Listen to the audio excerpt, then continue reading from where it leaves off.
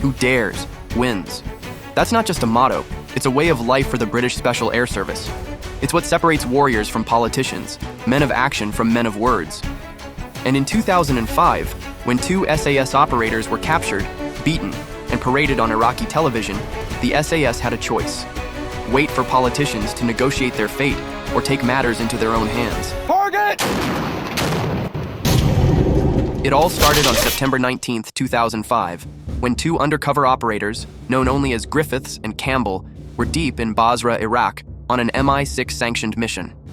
Posing as civilians, they were tracking a corrupt Iraqi police commander linked to an Iranian-backed Shia militia. The city was a powder keg. British forces had recently arrested another high-level police official, and local officers, many loyal to Hezbollah, were seething. Then, disaster struck. The 2 SAS men were stopped at a checkpoint run by the same corrupt Iraqi police they were investigating. They tried to talk their way out, but tensions were high. The officers reached for them. Bad move. The operators opened fire, wounding 2 of their attackers before making a break for it. A high-speed chase ripped through the city, but their undercover vehicle, a clunky civilian car, was no match for the pursuing Iraqi forces.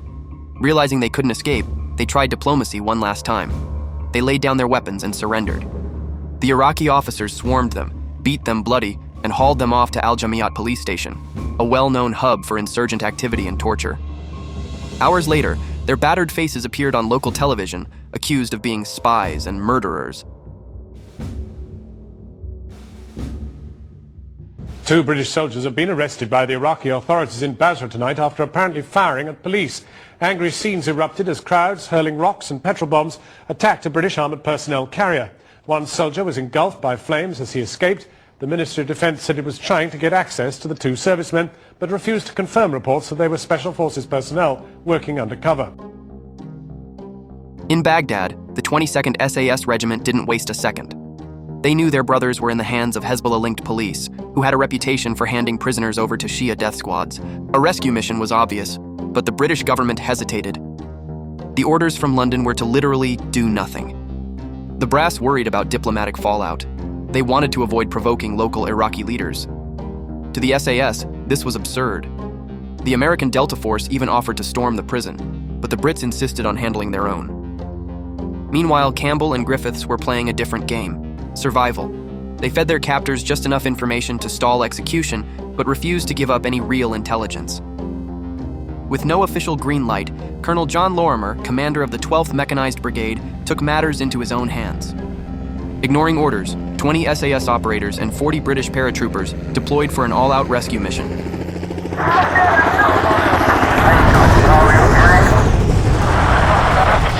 First, they stormed the police station. British armored units surrounded the complex, blocking off any potential reinforcements. Crowds of angry Iraqis gathered, throwing Molotov cocktails at the tanks. Some even opened fire. Still, London refused to authorize an assault. In one last attempt at diplomacy, 2 British officers entered the station to negotiate and were immediately taken hostage. That was it. The SAS knew they had only one shot left. Then a miracle. A British surveillance helicopter spotted something strange. A small group of men leading 2 blindfolded prisoners out of the police station. The Iraqis weren't going to hold on to Campbell and Griffiths much longer. They were handing them over to a militia. The hostages were disguised in dishdashes, long Arab robes, to blend in with civilians. But the SAS wasn't fooled. They tracked them to a heavily guarded militia safe house. There was no more waiting. The SAS executed a flawless, multi-pronged assault.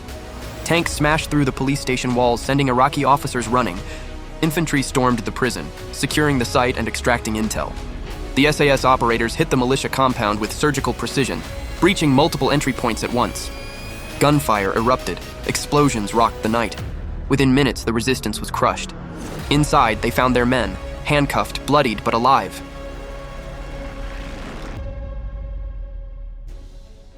The mission was a stunning success, but back in London, the political fallout was just beginning. Technically, the SAS had gone rogue. The order was only to secure the area, not attack. But when the entire SAS threatened to resign, the government had no choice but to back the operation. No hesitation, no regrets, because in the end, who dares wins. Did the British government make the right call, or should they have let the SAS handle things from the start? Let us know in the comments. If you'd like to learn more about the heroes of the British Special Air Service, I highly recommend checking out Ben McIntyre's book, SAS Rogue Heroes. The link is at the bottom left of your screen. If you enjoyed this breakdown of one of the SAS's most daring hostage rescues, leave a like and subscribe. We've got plenty more coming your way. See you next time.